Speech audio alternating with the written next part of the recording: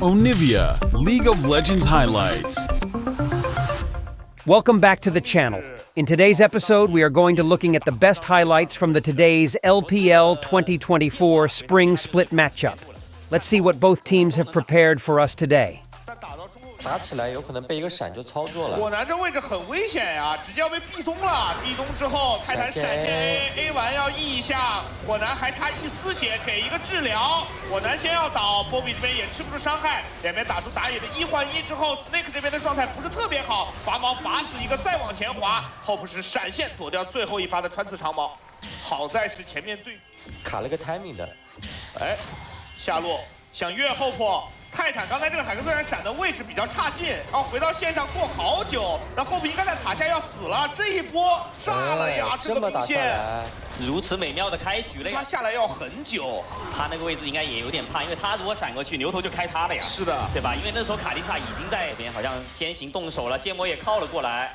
我感觉这一波这是放了呀 EDG 啊，因为这波 EDG 他们的中野火男这个位置要动手吗？ 看到了，自己被留下来了。打一套 ，Crackle 在身边勾断了爆炸果实。那 Monkey 这个位置闪现是好的，交闪一个错身闪没问题。Hope 这波太贪了，想杀2个。Crackle 回身一个大招砸飞了卡莉斯塔，牛头怎么办？卡莉斯塔赶紧过来想救，香克斯闪现过来一发 Q 先带走了对面的火男，剑魔也下来，但是香克斯自己被卡莉斯塔拔毛给拔死。剑魔眼看扛不住伤害，只能交一个闪，闪完之后卡莉斯塔直接跟闪跟到剑魔脸上，被砍死了。 The Snake 你在干什么 ？Go forward and then use the Callista to pull back.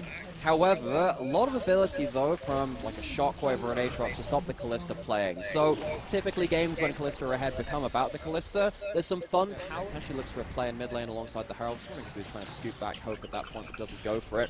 Herald summoned up. Ala's going to charge that in. Don't know if there's going to be engage after this. We'll see. No, not just yet.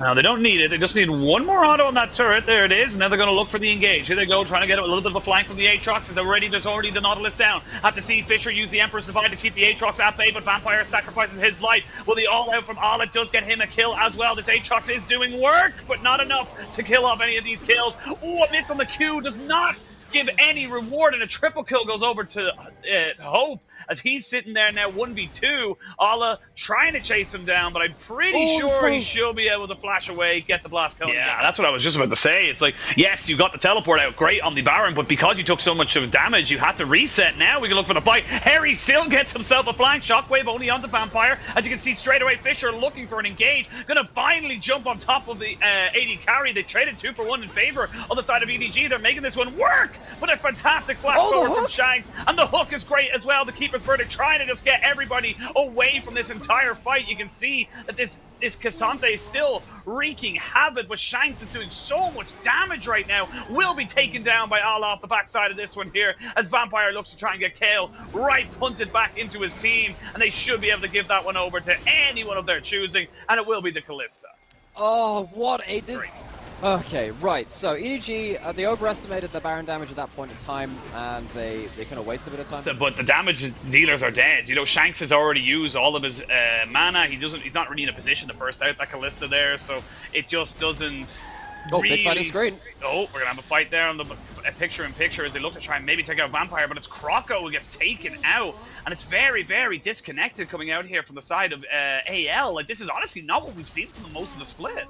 Yeah, it's getting a little bit frantic, and they're just throwing themselves at each other, and particularly with a team with an Orianna and this flanking threat of the Aatrox, you can't really afford to do that. They're going to take a mid lane out of turret. It's going to be at the expense of dies. It's just taking it from, you know, like a 3-second kill window to like a 5, 6, something like that. It might be able to help Harry combo up onto one target, but that kind of... Now we get to have another fight. 2 dragons apiece. This one will put you both onto Soul Point. Good poke coming out here from Shanks. You can see the Vampire's already half HP.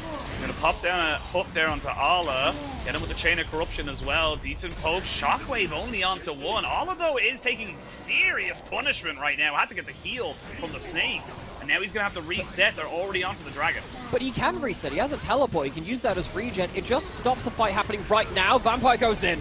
Vampire does go in, but they still haven't gotten the Cassante back into the fight yet. Finally, he's here. Oh, the Keeper's Verdict completely misses. Soul Point confirmed by AL. Flash for flash as they look for the Emperor's Divide. Everyone just jumping in, but you can see that Hope and Shanks just keeping themselves barely alive. Allah says, you may have nearly killed me, but the important word is nearly.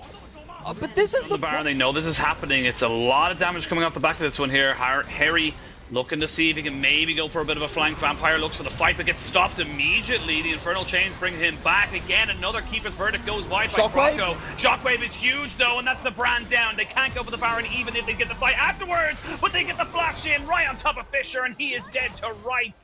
AL find themselves 3 kills. There's no answer from EDG. Oh, tragic. They misplayed around that front line last time. They won't be given another chance to do so. I think if they make one more mistake, game's over. I have to tend to agree with you. It just feels like EDG, and it does feel like it's momentum based so heavily. Flash forward, flash away. Monkey gonna get away from that one. As we can see now, they're trying to turn their attention back onto the Snake, but now Vampire taking a hell of a lot of punishment. Has to use the Fate's Call to keep him there. Harry, though, on the back end, gets punted away from the Emperor's Divide, which keeps him alive just for a second. He trades his life, because that's all he could do. Now we're going to see what Allah can do. They're going to try and just CC him down, burn him down with this Varus, this tank killer, if you will. ZL now just constantly fishing for more hooks, more engages, that they know they're in a 4v3.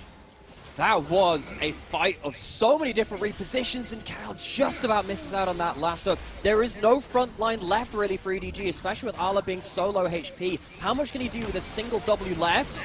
Oh, looking for more. You can see Shanks wants Fisher, but Fisher will not give it to him.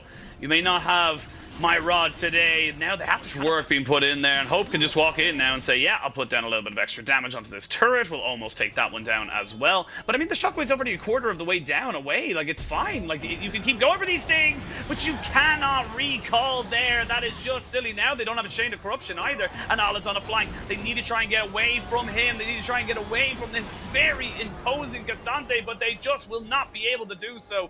And now you can see the pings coming in. They want to try and maybe end this game. Good hook there from Kale as he wants to keep moving backwards, but he will have to go all the way to the gray screen as the EDG maybe, just maybe, have found themselves an avenue to win this game. Oh, it's been a Game of Thrones, all right. Shanks and Hope get taken down, and that means the wave clear is gone with them. Are they going to be able to use the entirety of this wave? I mean, there's only 2 members left and no Keeper's Verdict now. I think EDG might have just bought themselves a Game 1 victory. Maybe. They're trying to cut off the wave, though. You can see Harry trying his absolute best. Crocco as well, just looking for something, anything, to make this lurk a little bit better for them. EDG now getting put away, but they've already taken away the Nexus turrets. They'll take away the Nexus and the kills, and EDG will go 1-0 up in this series. EDG find themselves only their 3rd individual game.